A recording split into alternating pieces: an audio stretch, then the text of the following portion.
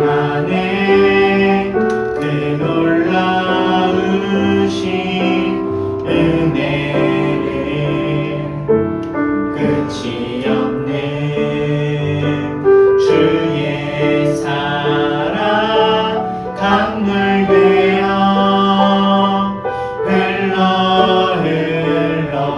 내 영혼에 자유함 주시네 날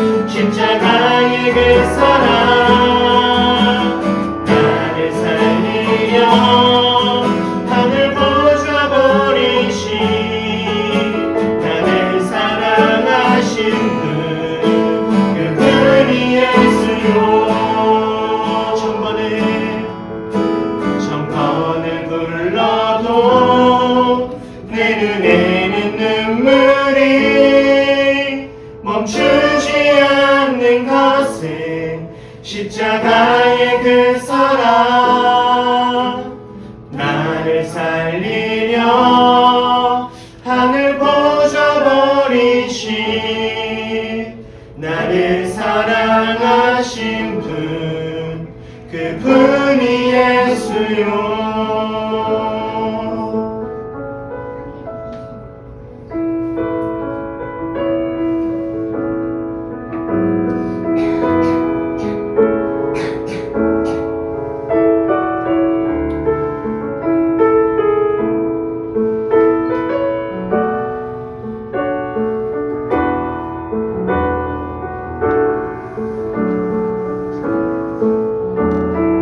예수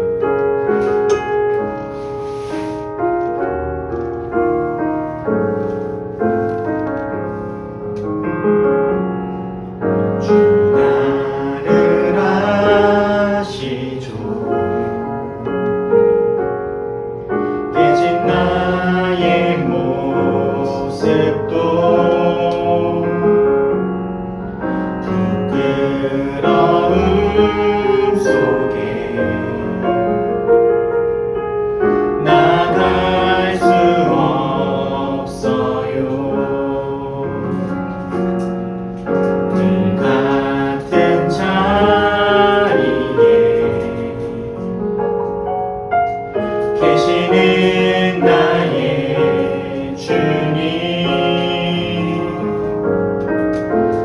이제 다 괜찮아 주가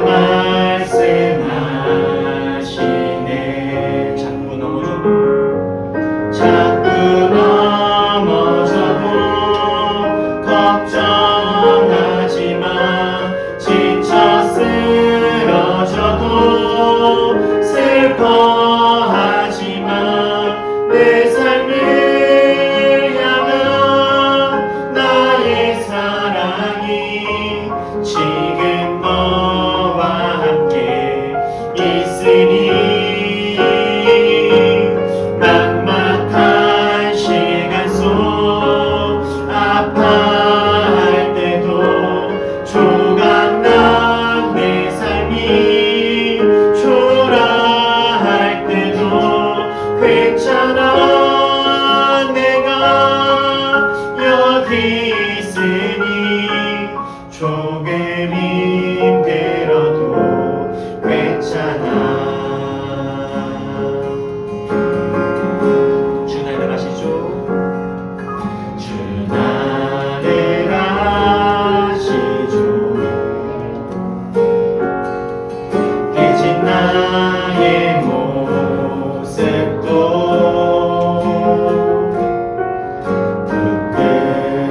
부끄러움 속에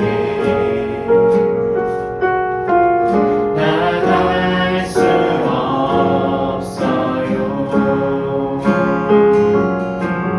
내 같은 자리에 계시는 나의 주님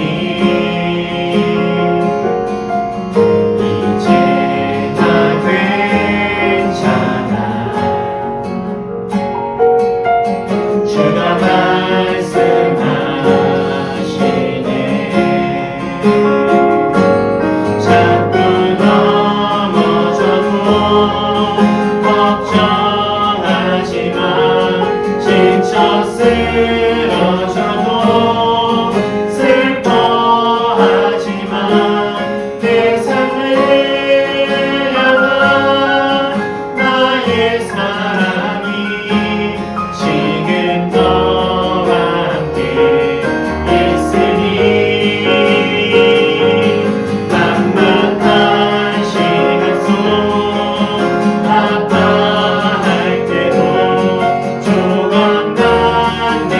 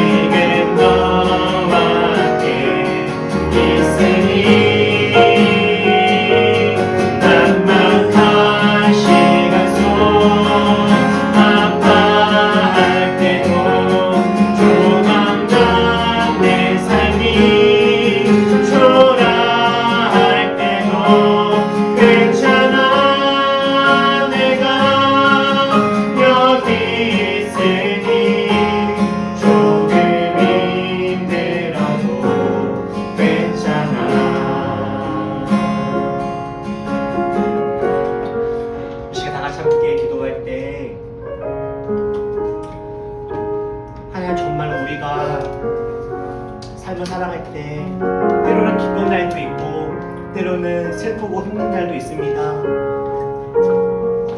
우리의 감정이 요동치고 행복했다가 죽고 싶었다가 할 때가 또한 있습니다. 우리 시간 주님께 구하기는 우리가 지금 어떤 상황, 어떤 순간에 있든지 정말 주님과 우리가 날마다 동행하는 삶을 살기를 소원합니다. 어떤 상황이 있다 해서 주님을 잊어버리지 아니하게 하시고 언제나 우리와 함께 하시는 그 주님과 날마다 동행하는 삶 우리 잘 살아낼 수 있도록 주님 언제나 우리와 함께 하시고 나도 주님께 가까이 있는 그런 신앙생활, 그런 삶, 그런 믿음 잘 누리게 하여 주옵소서. 우리 그렇게 다 같이 한번 우리가 기도하겠습니다. 기도합시다. 사랑하는 아버지, 언제나 우리와 함께 하시는 주님을 기대합니다. 하나님, 우리도 주님과 언제나 함께 하기를 결단합니다. 하나님, 우리가 때로는 기쁘고 때로는 슬픈 그런저런 삶을 살아간다 할지라도 언제나 우리가 주님과 함께 살아가는 삶을 누리기를 소원하오니 주님 언제나 우리 가운데 오셔서 함께 해주시고 인도하여 주시옵소서.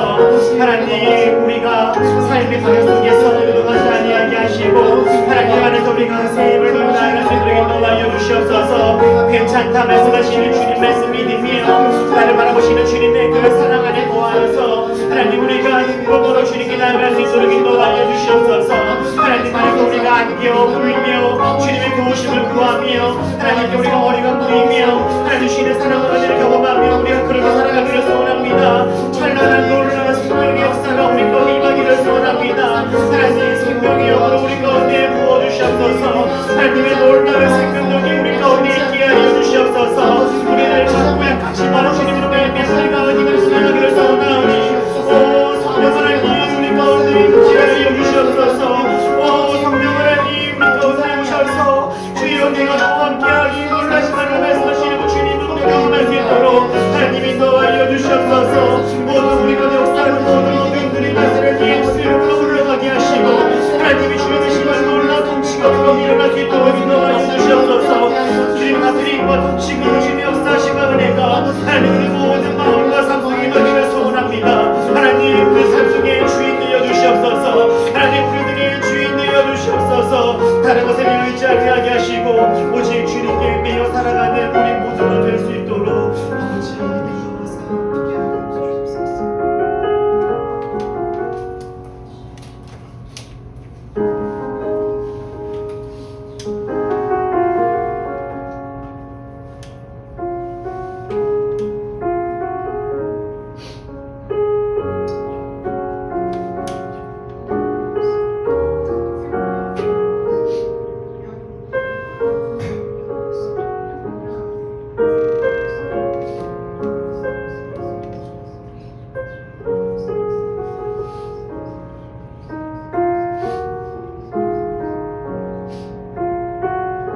작아도 약해도 생명력이 있으며 바다시처럼 우리도 뿌리를 내리고 큰 나무로 자라게 될 것을 기대합니다. 작은 것이 문제가 아니라 그 속에 생명력이 없는 것이 문제일 것인데 하나님 우리 주님으로 말미암은 그 성령님이 보시는 놀라운 생명력 가슴 깊이 품고 살아가는 우리 되게 하여 주옵소서. 우리 안에 있는 그 생명의 역사가 뿌리가 내리게 하시고 나무로 자라가게 하셔서 우리들로 말미암아 주위에 있는 많은 수고하고 무거운 짐진 자들이 어깨를 기대고 삶을 내어놓고 숨을 쉬고 안식할 수 있도록 주님 우리들로 자라가게 하여 주옵소서. 그런 주님을 기대하며 우리 이 시간 주님께 예물을 드리고 마음을 드리고 시간을 내어 드립니다. 작은 것 드렸지만 내 삶 모든 것 주님 것임을 고백하며 이 시간 드렸사오니 주님 우리들의 모든 삶을 받아주시고 우리들의 이 작은 것을 통하여서 하나님 나라의 큰 것들이 이루어지는 것 우리들로 경험하게 하여 주옵소서. 이 시간 특별히 구하기는 주님께 더 드리고 싶으나 그럴 수 없는 삶의 여건과 환경으로 가슴 아파하는 이들이 있음을 고백하며 기도합니다. 하나님 삶의 필요를 채워 주옵소서. 물질 때문에 꿈을 포기하지 아니하게 하시고 돈이 없어서 삶이 공고해지지 아니하도록 인도하시며 환경 때문에 주눅들거나 다른 사람들 눈치 보는 일 없도록 하나님 우리 삶을 주님께서 지켜주시고 인도하여 주옵소서. 우리를 잘 아시고 이끄시고 사랑하시는 주님께 감사드리며 예수님 이름으로 기도했습니다. 아멘.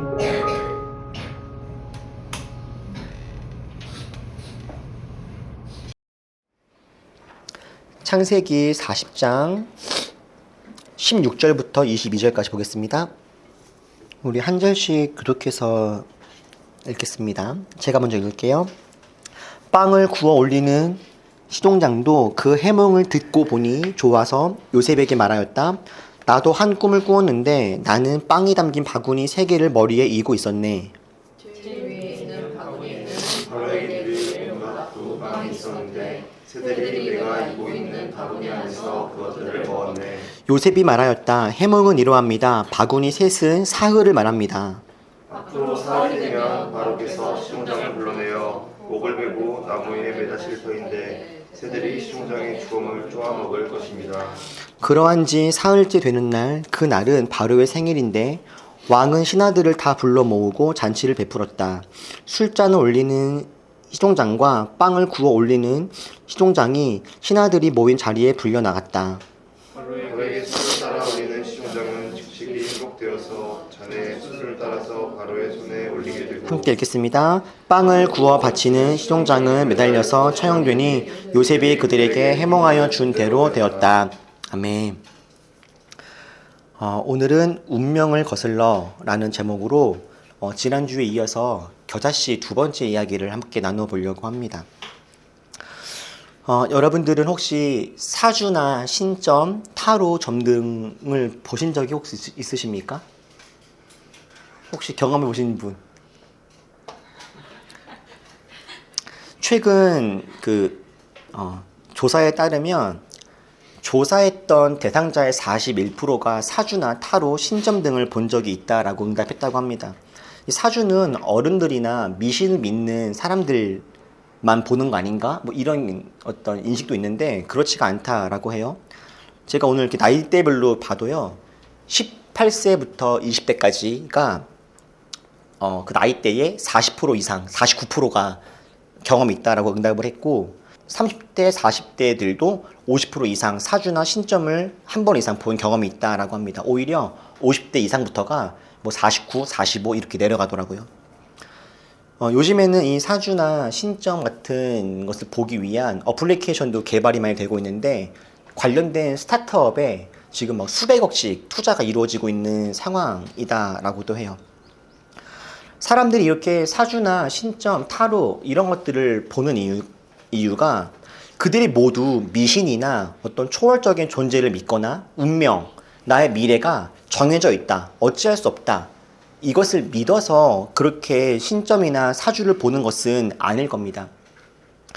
그들이 왜 이렇게 사주나 신점이나 타로를 볼까?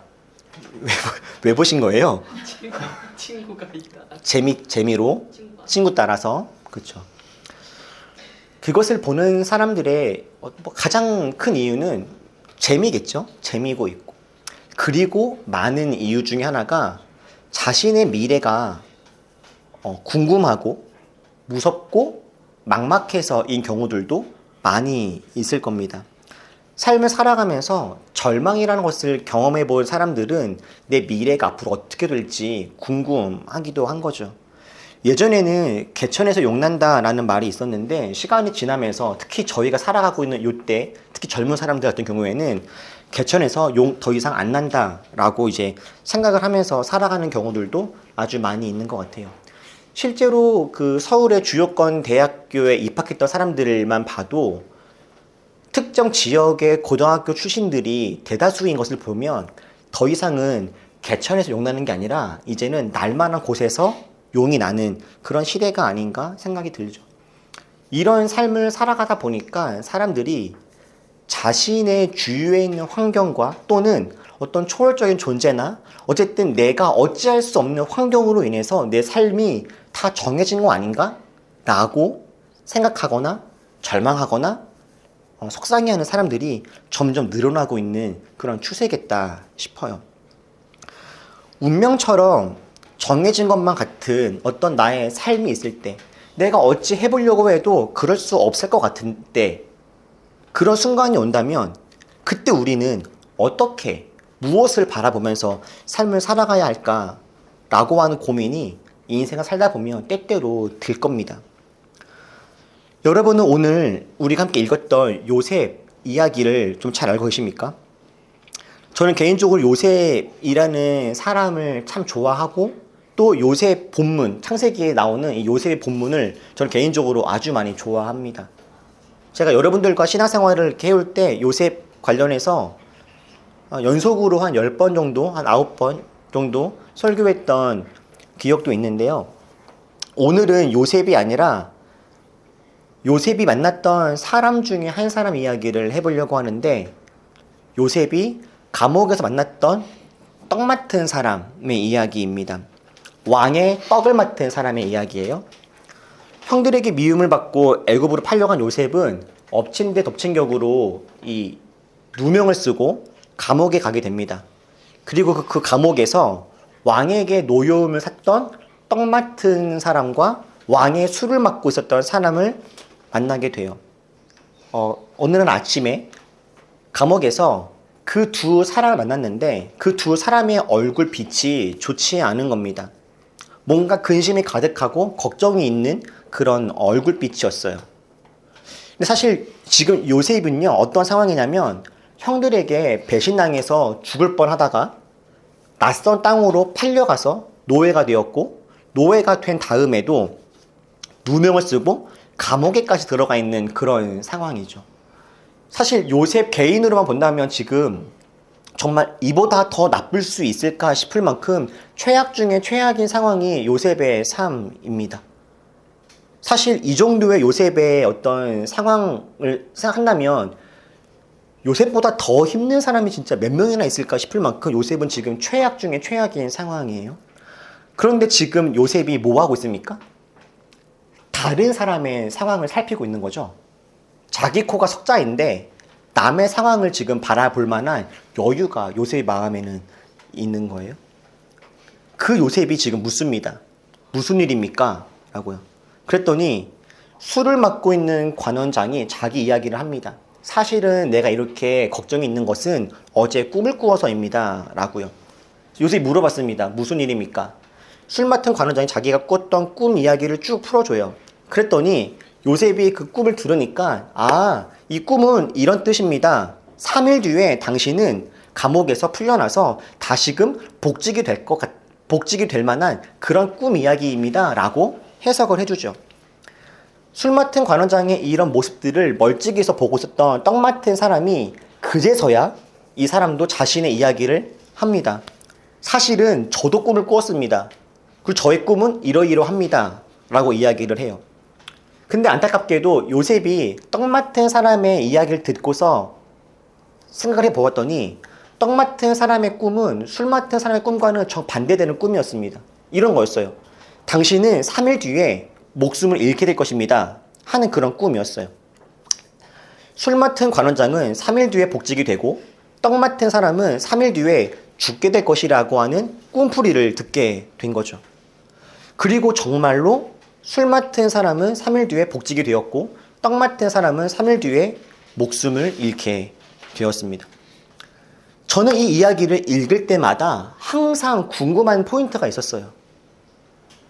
술 맡은 사람이야 요셉의 이야기를 듣고서 3일간 잘 있다가 복직이 되었겠지만, 떡 맡은 사람은 요셉의 이야기를 듣고서 죽기 직전 3일 동안에 어떻게 지냈을까 하는 궁금증이 들더라고요. 뭐 했을까요, 여러분? 떡 맡은 사람은 요셉한테 당신은 3일 뒤에 죽습니다. 오늘 우리가 읽었던 본문을 잘 보면 요셉이 정말 직설적으로 적나라하게 다 이야기하죠. 3일 뒤에 죽을 것이고 새가 당신의 시체를 쪼아 먹을 겁니다. 굳이 이렇게까지 말해야 되나 싶을 정도로 요셉이 적나라하게 다 말해줍니다. 이 이야기를 들었을 떡 맡은 사람은 3일 동안 어떤 삶을 살았을까요?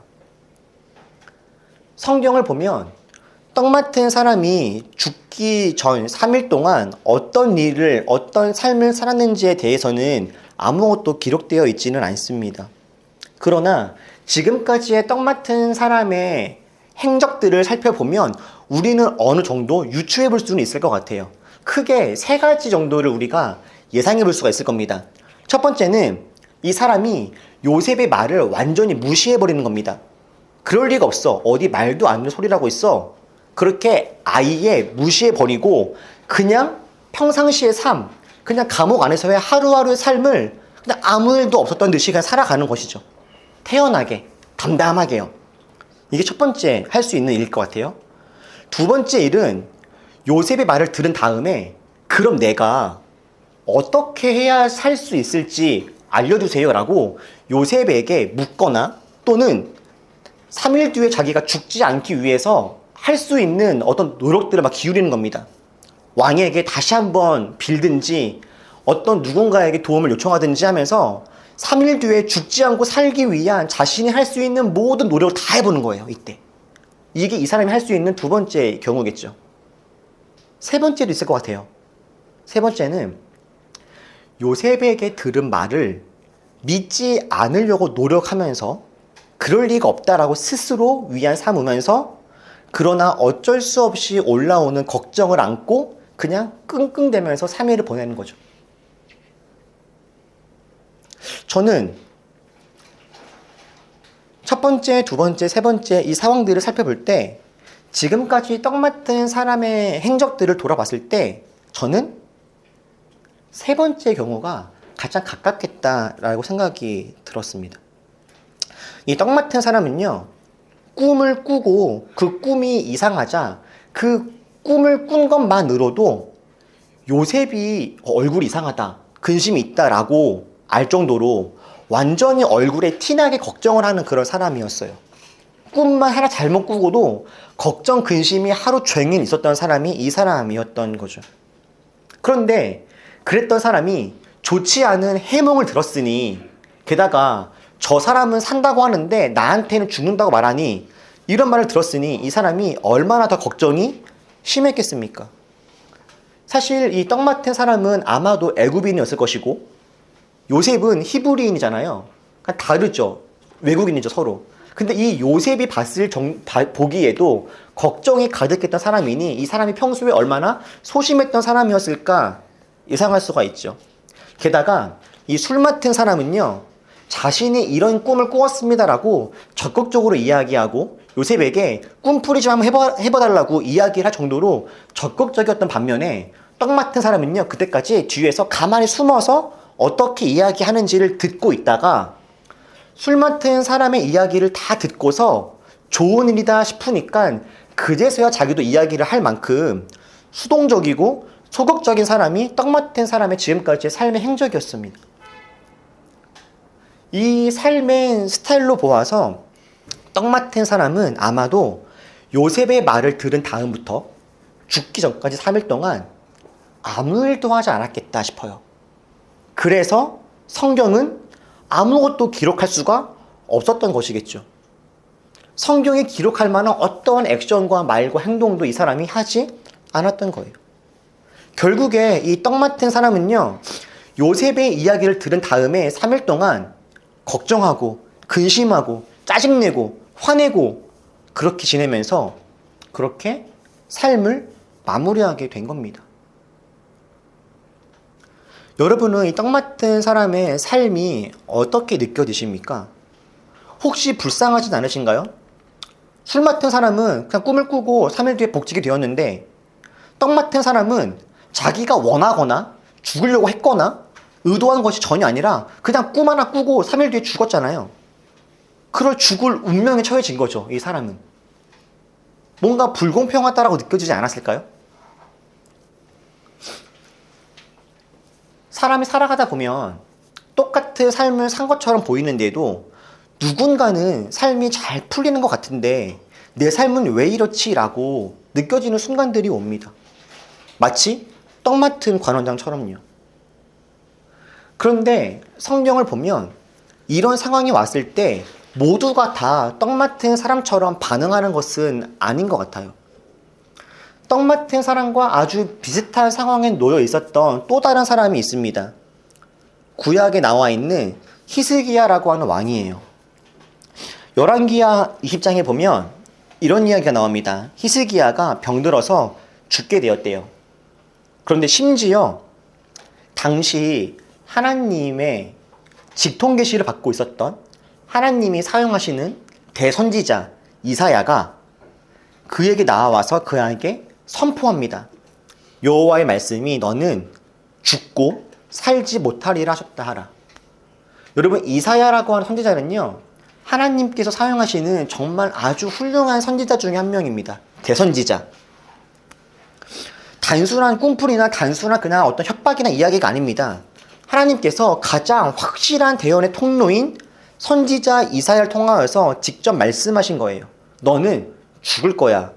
죽고 살지 못할 거야. 라고요. 이것은 어쩌면 떡 맡은 사람이 요셉에게 들었던 꿈풀이보다 훨씬 더 확실하고 명확한 죽음에 대한 경고입니다. 사인이고. 게다가 히스기야는 병이 들었으니 몸도 아마 반응이 있었겠죠. 몸이 아픕니다. 게다가 죽을 거라고 하는 사형 선고를 받았습니다.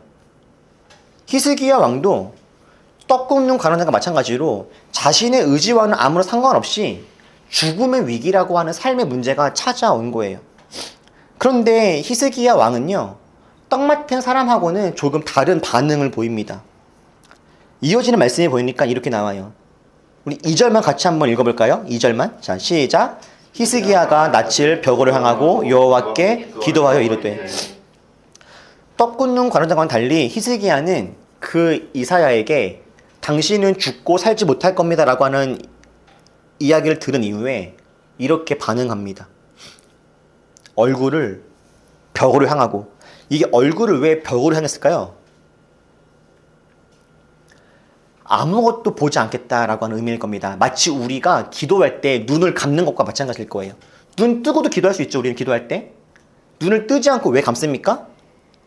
다른 것에 신경을 빼앗기지 아니하고 하나님께 집중하기 위함이겠죠? 히스기야가 얼굴을 벽을 향했다라고 하는 것은 왕으로서 히스기야가 할 수 있고 찾아볼 수 있는 여러 가지 일들도 있었겠지만 하나님께 집중한다라고 하는 의미였을 거예요. 그리고 그렇게 한 다음에 하나님께 기도하죠. 3절 말씀 보니까 히스기야가 심히 통곡하였더라 라고 나옵니다. 하나님께 엉엉 울면서 매달린 거예요. 살려달라고. 나 아직 더 할 일이 있다고. 도와달라고. 힘들다고. 무섭다고. 하나님께 히스기야가 매달리면서 심히 통곡하는 거죠. 그냥 앉아서 죽을 날만 기다리고 그럴 리가 없어. 나 살 거야. 내가 왕인데. 이렇게 운에 매달리는 것이 아니라 하나님께 심히 통곡하며 기도한 겁니다. 히스기야는 자포자기하지 않습니다. 이사야의 말을 무시하거나 모른 척하지도 않습니다. 운에 기대지도 않습니다. 기도하죠. 그리고 그렇게 히스기야가 뜨거운 눈물과 기도로 간구했을 때 하나님은 이렇게 응답하시죠. 우리 5절만 다시 같이 한번 읽어볼까요? 5절 시작. 너는 돌아가서 내 백성의 주권자 이스라엘에게 이르기를 너희 조상 다윗의 하나님 여호와의 말씀이 내가 내 기도를 들었고 내 눈물을 보아라. 내가 너를 낫게 하리니 내가 성전에 여호와의 성전에 올라가겠고 내가 너의 기도를 들었다. 내가 너의 눈물을 보았다. 내가 너를 낫게 할 거다. 3일 뒤에, 지금 기도했으니 3일 뒤에 너가 나에게 예배할 수 있게 하겠다. 하나님이 응답하십니다.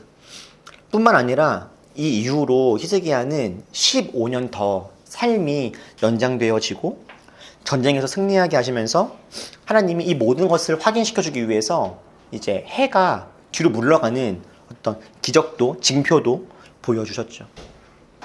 히스기야의 기도에 하나님이 응답하셔서 히스기야 앞에 놓여진 자신의 삶을 새롭게 변화시켜 갔던 겁니다. 여러분, 히스기야에게 죽음은 운명같이 찾아왔습니다. 본인이 의도하거나 잘못한 것이 아니라 그냥 찾아온 거예요. 심지어 이사야를 통해서 하나님이 직접 말씀하시기도 했습니다. 넌 죽을 것이다. 그런데 그 이야기를 듣고서 히스기야가 기도했을 때 하나님은 히스기야의 상황을, 히스기야의 삶을, 히스기야의 운명을 다르게 만들어 가시죠. 물론 히스기야는 결국 죽긴 죽었습니다. 사람은 모두 죽으니까요. 그러나 히스기야는 자신의 운명대로 그냥 죽은 것이 아니라 자신의 삶을 능동적으로 살다가 때가 되어서 주님 앞으로 간 거예요. 저는 히스기야의 이런 모습들을 보면서 상상해 보건대 만약 떡 맡은 관원장이 요셉의 말을 듣고 요셉에게 그럼 제가 살기 위해서는 어떻게 해야 됩니까? 당신 히브리인의 하나님께 도와달라고, 나를 좀 살달라고 기도해 주세요 라고 했다면, 떡 맡은 관원장이 요셉을 붙잡고 나 지금 이렇게 죽고 싶지 않다고, 살고 싶다고 그렇게 이야기했다면 과연 떡 맡은 사람의 삶이 우리가 알고 있는 대로 이렇게 그냥 끝나고 말았을까? 고민해 본다면 성경에서 말하고 있는 하나님은 절대로 결코 그렇게 일하시는 분이 아니다라고 저는 확신합니다. 니느웨 사람들이 그랬습니다. 니느웨. 요나가 니느웨 사람들한테 선포한 것은 너네가 회개하지 않으면 죽는다라고 하는 말이 아닙니다.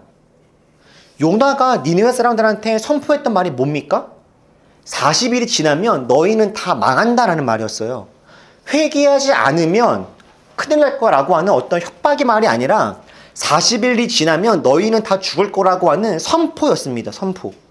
그런데 그 말을 듣고서 니느웨 사람들이 반응한 거죠. 우리가 그러면 이 다가오는 운명을 그대로 맞이하지 않기 위해서 어떻게 해야 할까? 그들은 즉시로 회개하죠. 기도하고 도우심을 구합니다. 그리고 결국에 그들에게 원래 주어졌던 운명은 피해갑니다. 살죠. 회복됩니다. 하나님께 사울이 너를 잡으러 올 거야 라고 하는 확실한 예언을 들었던 다윗은 그 말을 듣고 하나님의 뜻이 이루어지지 않게 하기 위해서 도망칩니다. 그랬을 때 하나님은 분명 다윗에게 사울이 널 잡으러 올 것이야 라고 말씀하셨지만 다윗이 도망가자, 다른 행동을 하자 사울은 잡으러 오지 않아요. 그리고 다윗은 잡히지도 않죠. 분명히 하나님께서 미리 보셨던 다윗의 미래는 다윗이 잡히는 거였어요. 사울한테. 근데 다윗이 그것을 알고 새로운 삶을 꾸려가자 하나님께서 미리 보셨던, 하나님이 정하신 것이 아니라 미리 알고 계셨던 미래가 바뀐 거죠. 이스라엘 사람들이 금송아지 만들어서 하나님이 너네들 내가 다 죽일 거야 라고 했을 때 모세가 하나님한테 거룩한 반항을 합니다. 하나님 그러지 마세요. 그랬을 때 하나님은 마음을 바꾸시죠. 여러분, 우리 인생의 열쇠가 어디에 있습니까? 우리 인생의 열쇠는 누구에게 있습니까? 성경은 놀랍게도 우리 인생이 다른 사람들의 생각에, 우리에게 우연히 다가오는 상황에, 누군가의 결정에, 심지어는 하나님의 뜻에 기계적으로 정해진 것이 아니다라고 말씀하세요. 하나님은 우리의 인생의 열쇠를 우리들 각자에게 주셨습니다. 하나님이 우리 삶을 이렇게 살아가라라고 기계적으로 정해놓으신 것이 아니라 우리가 우리의 삶을 능동적으로 살아갈 수 있도록 주님은 우리에게 선택의 기회를 주십니다. 그리고 응원하시고 우리를 도우시고 우리와 함께 하시죠. 저희는 지난 주일 겨자씨의 비유를 함께 보았습니다. 겨자씨와 같이 비록 작고 약해 보여도 하나님이 주시는 생명력이 있다면 큰 나무로 자라서 공중의 새와 많은 사람들의 쉼터가 되어줄 수 있다라고 함께 말씀을 나누었죠. 네, 맞습니다. 정말 맞아요. 작고 약해 보여도 생명력만 있으면 우리는 자랄 수 있습니다. 그런데 여러분, 그 생명력이 우리 안에 어떻게 부어집니까? 정말로 교다씨에 생명력만 있으면 정말 교다씨가 잘 자랄 수 있을까요? 지난주에 함께 말씀 나눴던 이 31절과 32절 말씀을 보면 겨자씨가 땅에 심겨져서 잘 자라게 되어지는 이 과정 중에 아주 중요한 역할을 했던 한 사람이 등장합니다. 겨자씨가 그냥 생명력만 있어서 나무가 된 게 아니에요. 이 겨자씨가 나무가 되기 위해서 아주 결정적인 역할을 했던 한 사람이 나옵니다. 본문에 그 사람이 누구라고 나옵니까? 어떤 사람이라고 그러죠. 어떤 사람. 겨자씨는요, 그냥 지 혼자 자란 게 아니에요. 어떤 사람이 두 가지의 행동을 합니다. 첫 번째, 자기 밭으로 가지고 왔어요. 두 번째, 그 다음에 뭐 합니까? 심었죠. 이 어떤 사람이 생명력이 있는 작은 씨를 가능성을 보고 가지고 와서 자기 밭에 심었을 때 비로소 열매가, 나무가 된 겁니다. 만약에 이 사람이 이 씨를 보고 자꾸 별 볼 일 없으니 아무 소용이 없어 라고 버려버렸거나 외면했으면 아무 일도 일어나지 않았을 것인데 이 사람이 가지고 와서 심으니 이 일이 벌어집니다. 여러분, 근데 이것이요, 사실 우리에게 아주 큰 희망이며 은혜입니다. 우리가 언제 절망하죠? 사람이 절망하는 순간은 내가 노력을 해야 되니까 절망하는 것이 아니라 노력을 해도 아무리 발버둥을 쳐도 안 될 것 같을 때 절망합니다. 근데 오늘 하나님이 우리한테 말씀하시는 것이 뭡니까? 씨를 심으면, 구하면, 너의 삶을 너가 잘 살아가면 삶의 운명이 바뀌고 새로운 길로 걸어갈 수 있다라고, 열쇠는 이미 너희들에게 있다라고, 내가 도와주겠다라고 하나님께서 그렇게 우리에게 말씀하시는 거예요.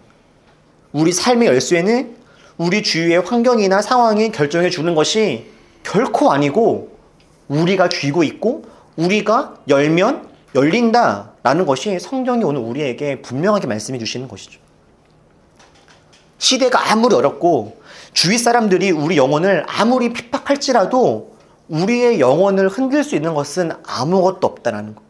상황이 아무리 흉흉하고 마치 3일 뒤에 넌 죽을 거야 라고 사람들이 아무리 외쳐도 우리가 하나님 안에서 발버둥 치고 하나님을 의지하면서 그 길을 걸어가면 반드시 하나님은 우리 삶 속에 새로운 일들을 반드시 이루실 겁니다. 교회를 개척하고 벌써 6개월 정도가 지나가고 있는데 저와 우리 올리브 교회가 개척을 하고 지금까지 집중했던 일들을 한 문장으로 요약하자면 저희는 하지 않아야 할 것을 하지 않기 위해 애썼습니다 라고 저는 대답할 것 같아요. 이게 무슨 말이냐면 교회를 개척할 때 우리 마음속에 있었던 큰 동기 중에 하나가 우리가 한국 교회를 보면서 보았던 크고 작은 문제들, 우리는 그렇게 하지 말아야지 라는 마음이 있었죠. 우리는 비윤리적이지 말아야지, 비도덕적이지 말아야지, 기복신앙으로 신앙생활하지 말아야지, 이기주의적으로 신앙생활하지 말아야지, 차별하지 말아야지, 혐오는 하지 말아야지, 거짓말하거나 사람들을 비방하거나 힘들게 하시는 말아야지, 나쁜 거, 불법과 불의는 하지 말아야지. 우리는 그런 마음으로 개척을 했고 제가 돌아보니까 6개월 동안 우리는 그런 신앙생활을 했던 것 같아요. 무엇을 하지 않는 삶, 무엇을 하지 않는 신앙.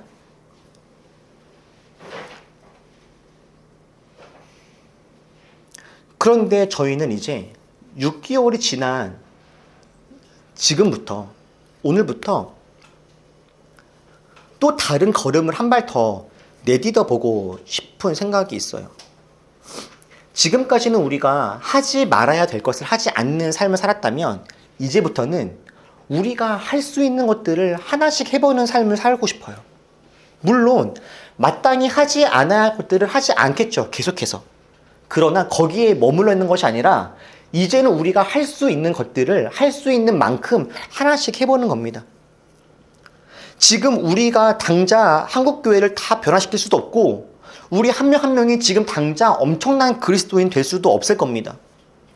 우리가 당장 이 한국 사회에 있는 어떤 차별과 혐오와 말도 안 되는 이야기들과 그런 문자주의적이고 그런 비도덕한 모든 것들을 몽땅 다 변화시킬 수도 없지만 여전히 첨예하게 나타나는 여러 가지 신학적 논쟁들이나 그런 뉴스의 기사들을 우리가 다 바꿀 수는 없겠지만 우리가 지금 할 수 있는 것 한 가지 한 가지씩은 하면 좋겠다라는 거죠.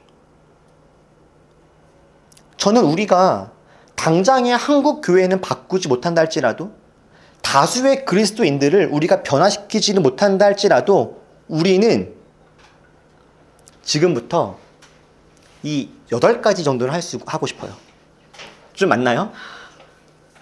그래서 저는 어제도 이제 이것을 가지고 구체적으로 우리 교역자 회의를 하면서 이렇게 이름 지었습니다. 함께 지은 거예요, 함께? 발 빼려고 하네. 앞으로 이제 우리가 할 사역의 이름은 노찡찡 7사역 아웃풋. 노찡찡 8사역 아웃풋. 노파라. 자, 더 이상 우리는 주위 환경을 보면서 찡찡거리는 거 그만하자 생각했습니다. 이제 그만 찡찡거리자. 뭐 누가 어쨌거니, 뭐 바람을 폈느니, 불륜을 했느니 나쁜 거죠. 근데 우리 더 이상 그것 때문에 너무 우리 힘들어하지 말자. 찡찡거리는 거 그만. 노찡찡. 그리고 8사역. 우리가 할 수 있는 8가지 사역 이거 하자. 그리고 아웃풋. 우리가 지금 할 수 있는 것들을 하나씩 도전해보자. 우리가 지금까지 인풋은 많았어요. 말씀도 많이 듣고 책도 읽고 근데 이제는 배우고 읽은 것을 이제는 아웃풋 좀 꺼내보자. 그래서 8가지의 사역들을 소개해 드리겠습니다. 우리가 대단하게 한국교회를 변화시킬 수 없겠지만 첫 번째, 예배를 잘 드립시다. 이건 할 수 있죠, 우리? 그렇죠? 찬양하고 기도하고 말씀 듣고 함께 모이는 이 예배의 시간, 우리가 지금은 일주일에 여러 번의 예배가 없잖아요. 우리가 참여할 수 있는 예배의 시간에 우리 예배를 잘 드립시다. 마음의 갈급함을 가지고 기도하는 시간, 찬양하는 시간, 시간마다 하나님 앞에서 집중해 보는 겁니다. 우리 예배 잘 드려요. 우리는 함께 모여서 함께 나눌 수 있는 시간에 서로에게 마음을 열고 진실한 교제를 하면 좋겠습니다. 우리 이미 예배 끝나고 가지 모임을 하고 있죠. 이 가지 모임 때 서로를 사랑하는 마음으로 잘 듣고 나누고 경청하고 사랑하면 좋겠어요. 그리고 세 번째, 여러분 우리 내일부터 큐티 합시다. 말씀 묵상 날마다. 내일부터 이제 제가 날마다 본문도 올려드릴 것이고 어떻게 해야 되는지도 말씀을 드릴 건데 큐티 하시고요. 이따 광고 시간 때 말씀을 더 드리겠지만 이번 일주일은 그래서 우리가 공동체적으로 말씀 묵상을 시작한다라고 하는 의미를 가지고 일주일 동안만 우리 큐티 챌린지를 한번 해보면 좋겠습니다. 말씀을 묵상하시고 묵상을 내가 했다라고 하는 인증만 해서 사진으로 올려주시면 될 거예요. 일주일만. 자, 예배, 교제, 큐티. 그 네 번째, 우리 아까 1부 예배 끝나고 강훈이가 본인이 앞으로 하겠다라고 얘기했던 것 중에 하나인데 강훈이 뭐 하기로 했죠? 이제부터 매일매일? 네? 자기 전 소리내어 기도. 그렇죠. 강훈이 엄마 아빠가 너무 놀랄 것 같긴 해서 걱정스럽긴 하지만 네, 우리 앞으로 개인의 삶 속에서 날마다 개인적으로 기도하는 시간들을 가지시기를 축복합니다. 다섯 번째, 본인들이 할 수 있는 여건 안에서 하나님께 헌금하십시오. 재정훈련 하시면 좋겠어요. 여섯 번째, 만나는 사람에게 친절합시다. 일곱 번째, 삶에서 정직하게 살아가세요. 여덟 번째, 마지막, 맡겨진 삶의 영역에서 성실합시다. 예배, 교제, 큐티, 기도, 재정, 친절, 정직, 성실. 저는 기독교인들이 할 수 있는 8가지 아주 기본인 것 같아요. 그리고 제가 이걸 생각하면서 항상 마음이 되게 무거웠습니다. 우리는 올리브 교회이고 좋은 그리스도인이 되겠다라고 했는데 뭐가 부족하지? 뭐가 안 되고 있지라고 할 때 이 8가지의 균형이 좀 안 맞는구나 싶었습니다. 더 이상 뭔가를 하지 않는 것으로, 그리고 누군가를 힘들어하고 안타까워하고 비난하고 싫어하고 여기에서 머물러 있지 말고 우리가 할 수 있는 것들을 해나가는 거예요. 그렇게 해서 우리 주위가 왜 이래? 라고 말하는 것이 아니라 우리 스스로 열쇠를 쥐고 문을 열고 나가는 거죠. 그래서 우리가 새로운 길을 개척해 가는 겁니다. 떡 맡은 사람처럼 3일 뒤에 죽을 거야, 망했어, 이런 것이 아니라 살 길을 만들고 길을 내어서 누군가가 우리가 낸 길을 따라올 수 있도록 노찡찡 팔사역 아웃풋 높아라, 이거 합시다. 기도하겠습니다. 여러분, 우리 삶의 운명은 누가 정해주는 것이 아닙니다. 우리 주위의 환경이 우리들을 그렇게 이끌어가는 것도 아닙니다. 가난해도, 삶이 어려워도, 환경이 힘들다고, 녹록지 않다라고 해서 우리 삶이 다 정해진 것이 아닙니다. 하나님은 분명 우리에게 말씀하십니다. 열쇠는 너희에게 있다. 내가 너와 함께 할 것이다. 열쇠를 가지고 문을 열고 나아가라고 하나님이 우리에게 용기를 주십니다. 여러분, 우리 그렇게 갑시다. 주위를 바라보면서 너무 크게 절망하지 말고 하나님과 함께 우리 앞으로의 삶을 한 발 한 발씩 개척해 나갑시다. 분명 없던 길이 생길 것이고 보이지 않았던 것이 보일 것이고 어느 날 뒤돌아보면 우리를 따라오는 생명 얻을 자들이 있을 겁니다. 주님, 우리 그렇게 살아가게 해 주옵소서. 우리 각자 조용히 한번 결단하며 기도하시죠.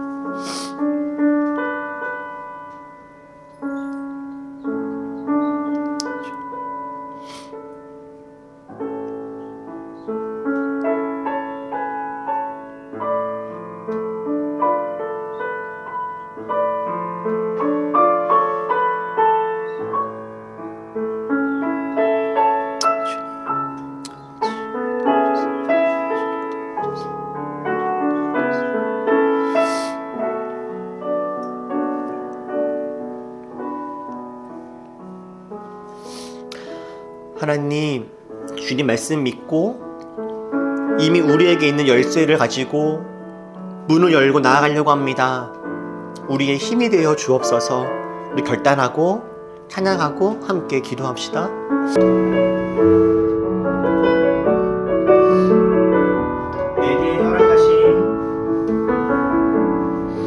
내게 허락하신 시련을 통해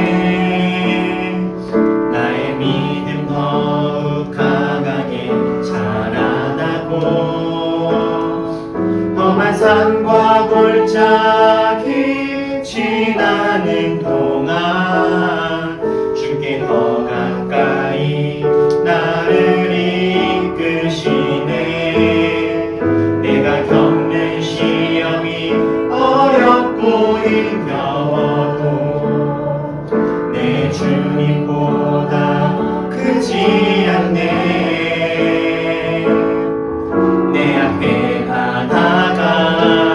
갈라지지 않으면 결국 나로 가다위 걷게 하리. 나는 믿네. 주의 능력으로 내 삶 새롭게 되리. 나는 믿네. 주의 능력으로 담대히 나아가리라. 주와 함께 싸워 승리하리라. 날마다 믿음으로 나 살아가리.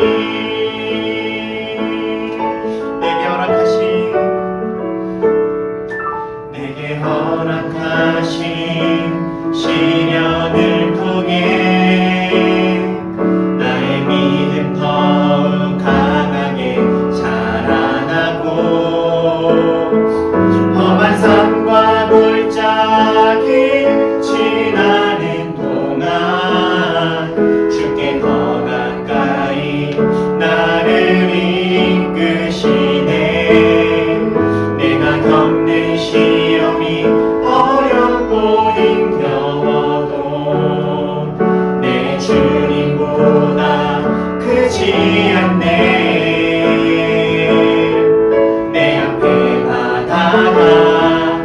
갈라지지 않으며 주가 나로 바다 위 걷게 하리. 나는 믿네. 주의 능력으로 참 새롭게 되리. 나는 믿네. 주의 능력으로 담대히 나가리라. 주와 함께 싸워 승리하리라. 날마다 믿음으로 나 살아가. 나는 믿네. 나는 믿네. 주의 능력으로 내 삶 새롭게 되리. 나는 믿네. 주의 능력으로 담대히 나가리라. 주와 함께 싸워 승리하리라. 날마다 믿음으로 나 살아. 다 같이 함께 기도할 때 하나님, 주님이 이미 우리에게 주신 열쇠를 가지고 우리 담대히 걸어가겠습니다. 운명 앞에 머물러 있지 아니하고 절망하지 아니하고 뚫고 가겠습니다. 주여 우리의 힘이 되어주시고 능력이 되어 주시옵소서라고 우리 다 같이 함께 기도하겠습니다. 기도합시다. 사랑의 하나님 아버지, 주님을 믿고 나아갑니다. 주님이 허락하신 열쇠를 가지고 우리 문을 열고 나아가려고 합니다. 우리 앞에 주어진 운명과 상황 앞에 주눅들지 아니하고 하나님 우리가 계속하며 걸어가려고 하오니 하나님 우리님의 힘이 되어주시고 능력이 되어 주시옵소서. 하나님 우리가 그 앞에 있는 자기를 노래 주저앉지 않겠습니다. 아버지 우리가 찡찡거리며 살아가지 아니하겠습니다. 희망을 포기하지 않겠습니다. 하나님 우리가 갈 수 있는 삶을 나가며 하나님 그 길을 걸어가겠사오니 하나님 우리들을 인도하여 주시옵소서. 자기한테 무시하고 나가 쉽고 잘하게 하네 주님의 귀한 길을 우리 잡나갈 수 있도록 하나님 우리에게 힘을 도와주시고 주님께서 함께하여 주시옵소서. 하나님 우리들 세계를 걸어갈 수 있는 우리들을 도와여 주시옵소서. 하나님 우리의 지치지 아니하고 우리의 힘이 되어주시고 하나님 우리가 해나가며 걸어가는 한 걸음마다 주님께서 함께하여 주시어서 보이지 않는 것들이 보이게 하시고 길들이 열려질 수 있도록 도와여 주시고 더욱더 많은 승리를 경험할 수 있게 하시고 다시감을 누리게 하시고 삶을 나아갈 수 있도록 하나님 우리들의 능력이 되어주시옵소서. 하나님 담대하게 그 길을 걸어갈 것을 사랑하니 하나님 걸어갈 수 있는 우리들을 걸어가 주시어서 결국 우리가 주님으로 말미암아 운명을 바꾸고 삶을 바꾸고 기적하고 만들어가는 복되고 아름다운 삶을 잘 살 수 있도록 하나님 도우시고 인도하여 주시옵소서. 우리 시간에 한 번만 더 같이 기도하고 싶은 것은 이렇게 듣고 알아도 우리 중에 누군가는 자기 앞에 놓여진 운명의 무게가 너무 무거워서 하려고 해도 잘 되지 않고 자꾸 넘어지고 무서워하는 사람들도 있을 겁니다. 혹 여러분 기도에 여유가 있다면 우리 그들을 생각하면서 함께 중보해 주십시오. 하고 싶어도 할 수 없는 것이 우리 약함입니다. 하지만 주님께서는 그것을 아셔서 우리들을 공동체로 부르셨고 서로 위해서 기도하게 하신 것 같아요. 여러분 머릿속에 기억나시는 우리 올리버들 지체들을 생각하시면서 하나님 이 사람에게도 더 힘을 주시고 지혜 주시고 은혜 주셔서 우리가 모두 다 운명 앞에 주저앉지 않고 담대히 걸어갈 수 있도록 도와달라고 서로를 중보하며 이 시간에 한 번만 더 같이 기도합시다. 기도하겠습니다. 사랑하는 아버지, 이 시간 간절히 소원하며 구하기는 주님의 은혜가 우리 모두에게 임하기를 소원합니다. 하나님 여기 있는 우리 한 사람 한 사람 하나님 자기 것으로 그들을 감당할 수 없달지라도 하나님을 믿고 바라보는 마음과 육체의 기도와 우리가 함께하는 응원과 마음을 가지고 그 길을 걸어가고자 합니다. 하나님 일어나게 하여 주시옵소서. 모든 당신의 자리에서 일어나게 하시고 모든 불안이 희망을 얻게 하시고 좌절이 소망으로 돌아설 수 있도록 인도하여 주시옵소서. 너무 많은 실패와 버거짐 속에서 하나님 우리가 실패를 학습하고 아버지 누구를 놓고 있는데 하나님 일어나게 하여 주시옵소서. 나아갈 수 있도록 세임을 더하여 주시옵소서.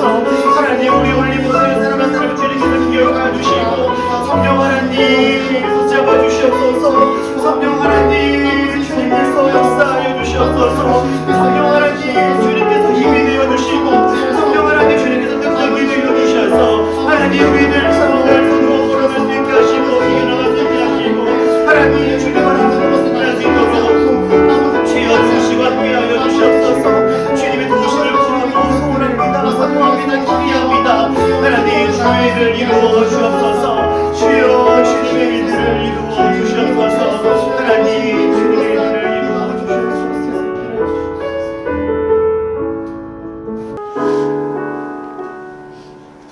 우리 앞에 놓여진 운명 같은 상황들이 너무 높은 벽처럼 느껴졌습니다. 안 된다고 포기하고 불평하는 것은 우리가 할 수 있는 가장 쉬운 일이라 그렇게 하기 일쑤였습니다. 그런데 주님, 오늘 주님께서 우리 앞에 벽만 있는 것이 아니라 문이 있음을 알려주시고 그 문을 열 수 있는 열쇠는 다른 누군가가 아니라 하나님이 이미 우리에게 주셨음을 알게 주셨사오니 하나님, 우리 벽들을 바라보며 주눅드는 것이 아니라 문을 바라보고 열쇠로 문을 열고 담대히 그 길을 걸어가는 우리들 되어지게 하여 주옵소서. 살아가면서 숱한 실패와 절망들로 우리들 발걸음이 쉬이 떨어지지가 않습니다. 우리들 당장 대단한 것을 하려고 하는 것이 아니라 우리가 할 수 있는 것 한 가지 한 가지를 최선을 다해 정직하게 사랑으로 감당해 보려고 합니다. 주님, 우리의 인도자가 되어 주옵소서. 예수님의 이름으로 기도했습니다. 아멘.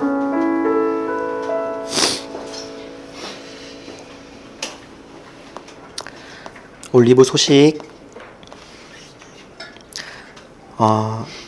예배 나오신 모든 분들을 환영합니다. 우리 환영의 박수. 놀랍게도 돌아오는 금요일이 올리브 모임 날입니다. 지금쯤이면 이미 한 2회도 정도는 하고 있을 거라는 생각이 드는데요. 네, 이따가 중요한 광고, 이따가 아마 우리가 모임 시간에 더 자세하게 이야기하겠지만 우리 여름 수련회를 갑니다. 네, 여름 수련회를 갑니다. 왜 놀라시죠? 안 갈 거라 생각했나요? 네. 왜요? 아니, 겨울 수련회도 갔는데 여름 수련회 가야죠. 생각으로는 말 그대로 수련회를 해볼까 합니다.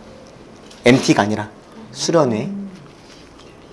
날짜는 우선 8월 17, 18일로 잡았고요. 장소는 강화도로 8월 17, 18. 네, 8월 17, 18 강화도로 지금 준비하고 있는데요. 날짜와 장소가 조금 바뀔 수 있으나 이거 함께 이제 이야기하면서 좀 조정할 수 있겠습니다. 근데 되도록이면은 이때 하면 제일 좋겠다 싶기는 해요. 그래서 여러분들이 우리 또 여름에는 어떤 이야기가 펼쳐질지 기대해 주시면서 함께 잘 준비해 주시면 좋겠습니다. 설교 시간에 간단하게 말씀을 드린 것처럼 이번 주부터 저희 올리브교회는 성경 묵상을 꾸준하게 하려고 합니다. 이런저런 고민들을 많이 했고 또 되게 완벽하고 잘해보고 싶어가지고 뭐 큐티책 선정부터 고민을 많이 했는데 가장 쉽고 빠르게 하는 방법을 택했습니다. 여러분들이 아무 데서나 구할 수 있는 생명의 삶으로 하려고 하고요.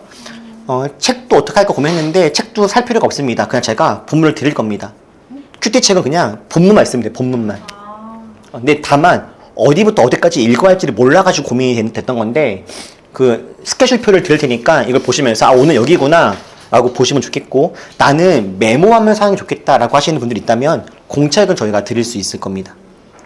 그래서 큐티 책을 사드릴까 고민을 많이 했는데 제 경험적으로는 거의 안 보게 되고 쌓이면 이거 엄청 이거 힘들어요. 그래서 아니면은 온라인 어플을 사용하는 경우들이 있긴 한데 보통 그 큐티 책을 보는 이유는 본문을 보기 위함인데 우리가 성경책이 없다면은 책을 사서 봐야겠지만 이미 성경에 다 있는 상황에서 큐티 책이 굳이 필요할까라는 생각이 들어서 여러분들이 혹 어떤 책을 사고 싶다면 제가 추천해 드리는 것은 생명의 삶을 사지 마시고 차라리 메시지를 하나 사셔서 세번역과 개역개정 메시지를 세 개를 같이 보고 읽으시는 게 생명의 삶 해설을 보시는 것보다 훨씬 더 유익할 거다라고 생각이 들고, 성경을 봐도 모르겠다 싶으시면 다른 분들 큐티한 거를 읽으시면 훨씬 더 해설보다 도움이 될 거니까 내일부터 당장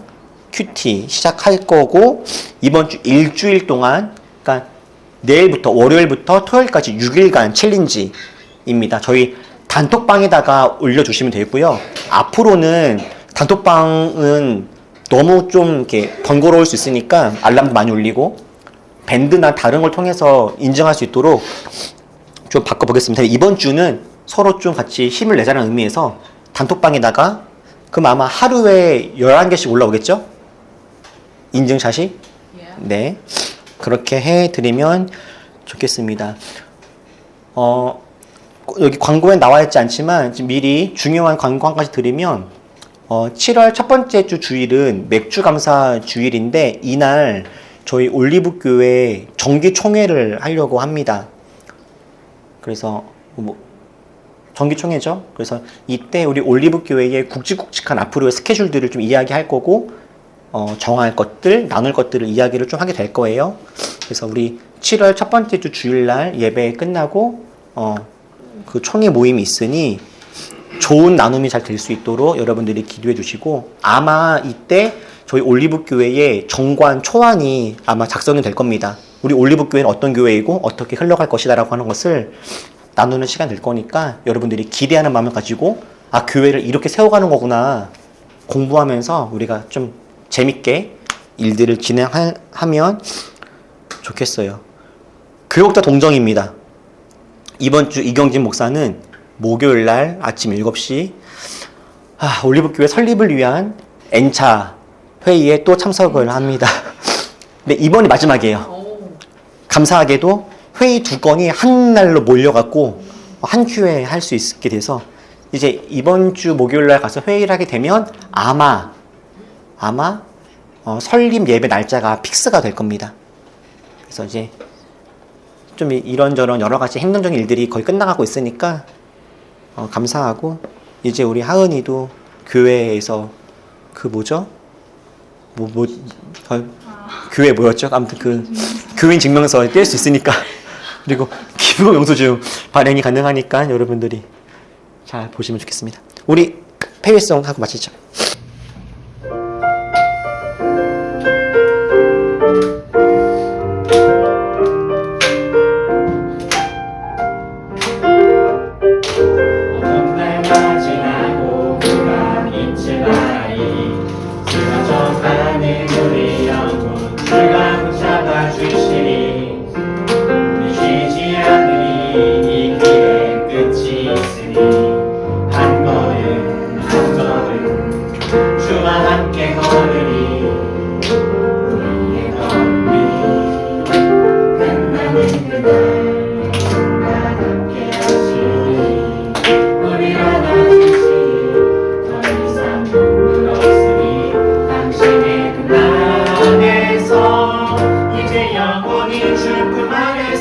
우리 찬양하겠네.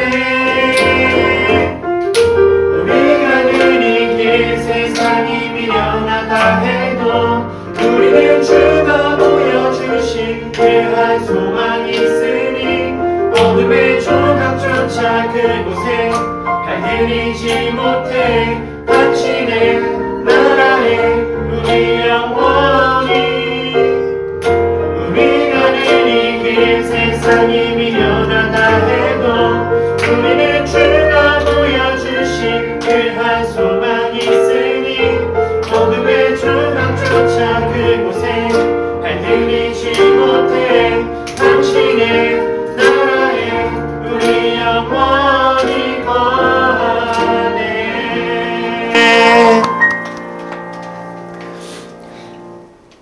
이제는 우리를 모든 죄와 사망에서 건져내신 우리 주 예수 그리스도의 은혜와 하나님의 따뜻하고 크신 넉넉한 사랑과 우리에게 새로운 힘과 소망을 주시고 우리와 언제나 함께 하시는 성령님의 그 큰 은혜가 우리 앞에 주어진 운명에 주눅들거나 절망하지 않고 주님께 받은 열쇠를 가지고 새 길을 개척하며 나아갈 우리 모든 올리버들과 함께 예배하는 모든 이들 머리머리 위에 지금부터 영원토록 함께하기를 간절히 축원하옵나이다. 아멘.